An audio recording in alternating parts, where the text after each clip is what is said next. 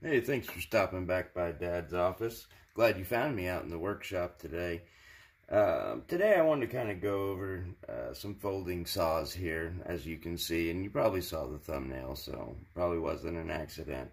But I've got a little variety here of your most common, I would say, folding saws. I guess we'll just jump right into it. This one here, most of you are probably going to recognize. This is going to be your normal Harbor Freight saw. You do have to push the button to unlock, and you can see I got a little bit of fat wood left on there. I did use it a little bit for that. But this is an okay saw. I think price comes in now roughly, I think it's $7 or $8, something like that at Harbor Freight. And like I said, it's an okay saw. For the money, I guess I'd say they're pretty decent. I haven't used it a great deal, but I have used it a little bit. It does work. It does cut. And these are 1-inch grid squares, if you didn't know, on this mat. So hopefully that'll help you to kind of get an idea of the size. And then this here, you're going to have the fiskars, which on both of these saws, you do have to push the button to open it. This one's also been used a little bit of fat wood there. And also these two saws here, they also have the stop. So when you go to close it, if your fingers are in the way, it'll stop so you don't get your fingers. Again, okay saw. I'd say slightly better maybe than the Harbor Freight. Not a huge noticeable difference on the performance, but there is a noticeable difference on the price. This one here, the fiskars, you can find that usually at, say, Walmart, Lowe's, places like that. They usually come in around $15, $16, I think. They're an okay saw on the budget end of things. Now we're going to be getting into the better end. I'm sure most everybody recognizes this. Do have to push the button to open it. It's your bahco laplander. Pretty common saw. Everybody's seen those, I'm sure. And I've also used this one a little bit, and boy, these teeth are sharp on this one. But yes, this one has been used. Now this is a great saw. They kind of vary and fluctuate in price. Usually they're, I'd say, around $25 plus or minus, depending on the day, where you get it, all that. But this is an excellent saw. It definitely outperforms these other two, hands down. Much better saw. And then we're going to have here the Silky Pocket Boy. Now, however, this one is brand new. It just came in the other day, so I have not used it yet. And this is going to have the medium teeth on it, the 170.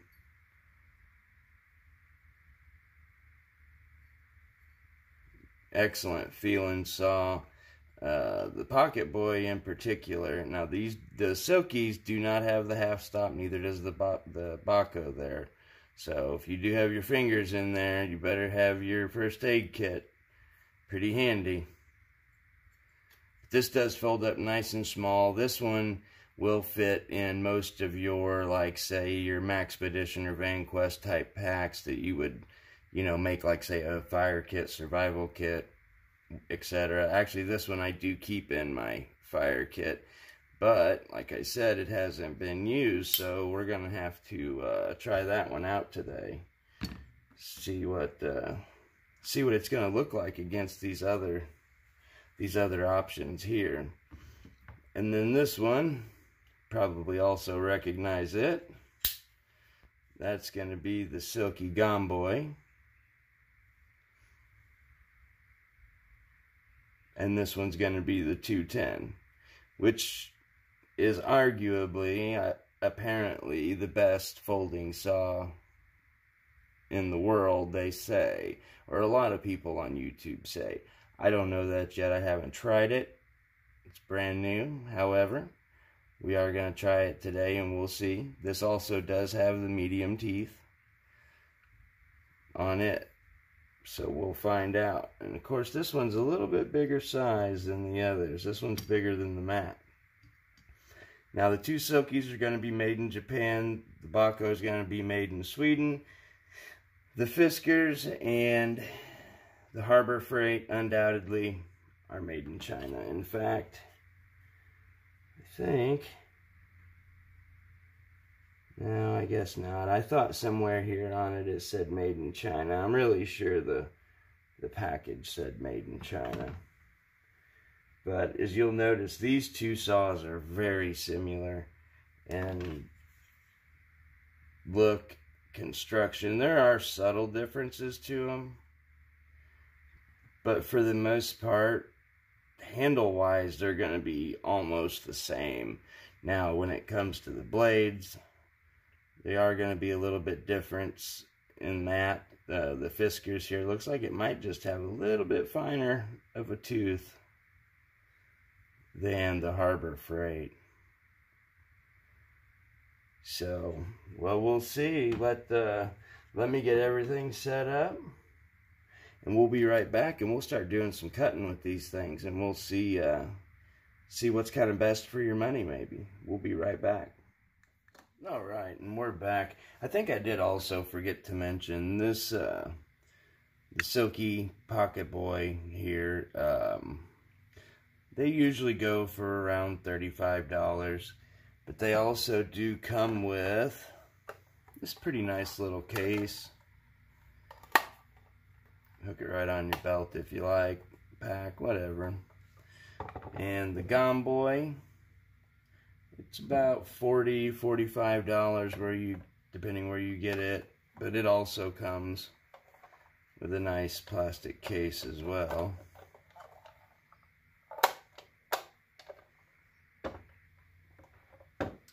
And a little side note, if you're looking for cases or holsters, if you will, for these, for your packs or even for your belt, what I use for this one, which I do believe the others would fit also, I use a Condor. It's the P90 magazine pouch. Fits this laplander perfect, like it was made for it. So just a thought there. So let's go ahead and get to cutting here. This is going to be the Harbor Freight, as I said, and this is just a standard 2x4. No pressure treating,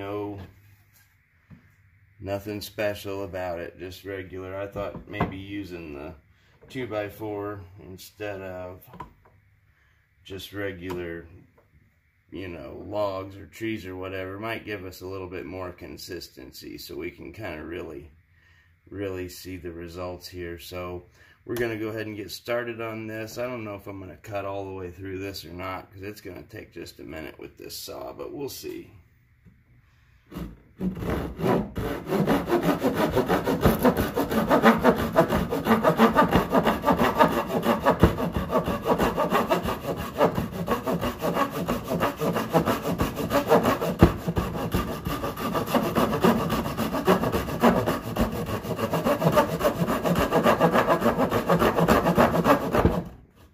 Sorry if that's shaking the camera around a lot. One thing to note, this is a bi-directional cut, so it does cut on the push and the pull.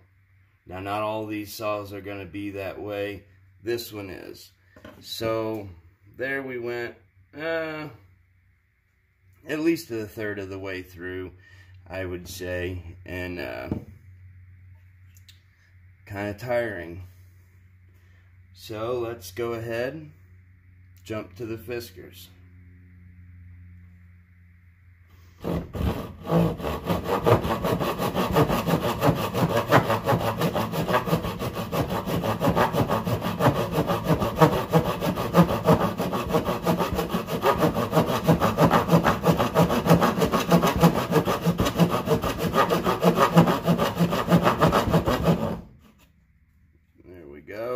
same depth on the cut. This one does seem to cut just a little smoother. Obviously, I don't think the teeth are quite as aggressive as this. But again, still pretty tiring. Power tools have made us pretty lazy, I guess. Let's go ahead and move on. Go with the Laplander.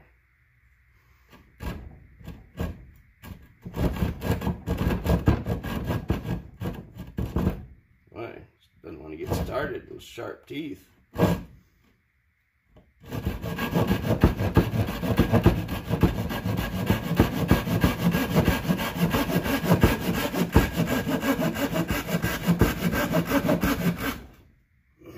That one I saw it about halfway through.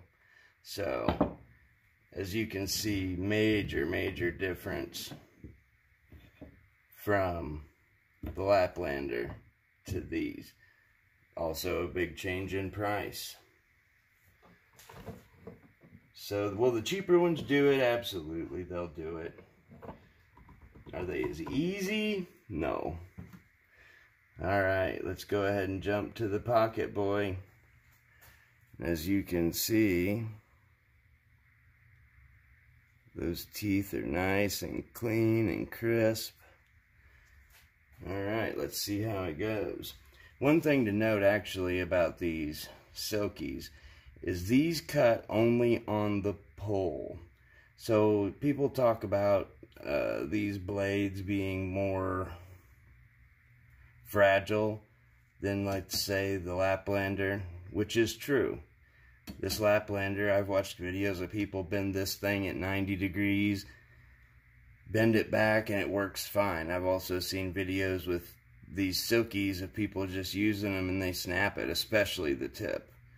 But that's because you have to just pull to cut and not push.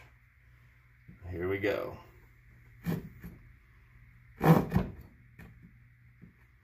Very aggressive teeth.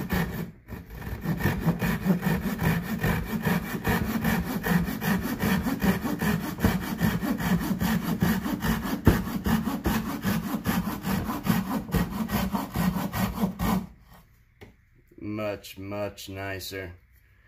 I cut 3/4 of the way through that. I very easily could have cut right through that in a fraction of the time. Alright, let's go with the gomboy.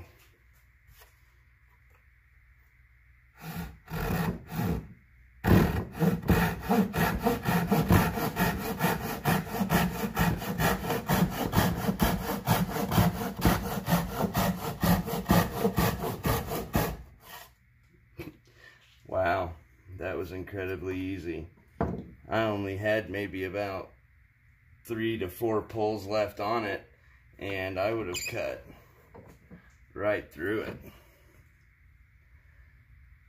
The Harbor Freight, Fiskars, Laplander, Pocket Boy, and Gomboy. So, pretty easy, obviously, to tell which saws are better. The silkies, I mean, that is a nice, clean cut, almost like it was done with a power saw, as you can see, like versus right here where the Harbor Freight kind of chewed through, and the Fiskars did too. Laplander, great cut though. Nice smooth edges, clean cut.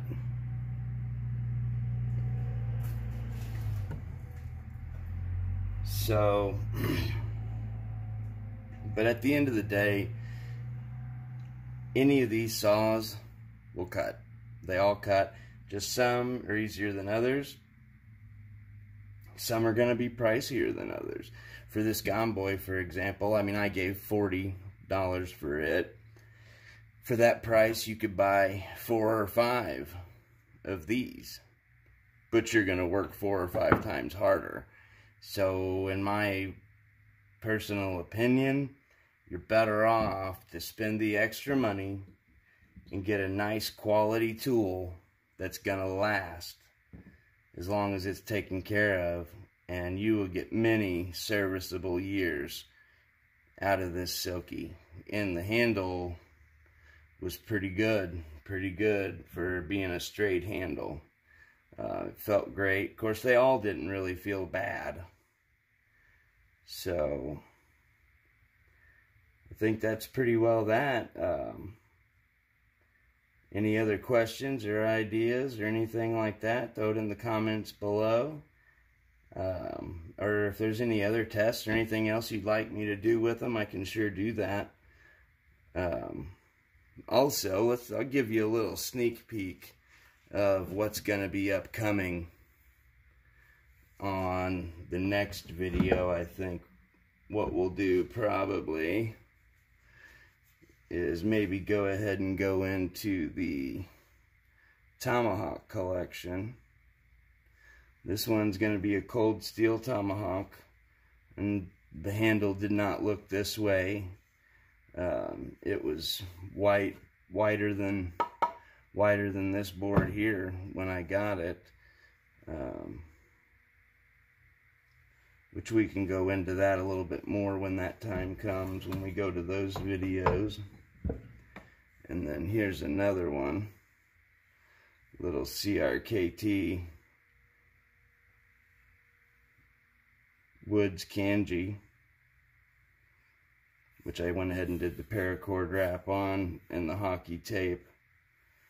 And that's pretty much all I did to it. They come fairly sharp, but you really got to put an edge on them. But anyway, that'll be for the next video. So thanks for stopping by, and we'll see you in the next video. God bless.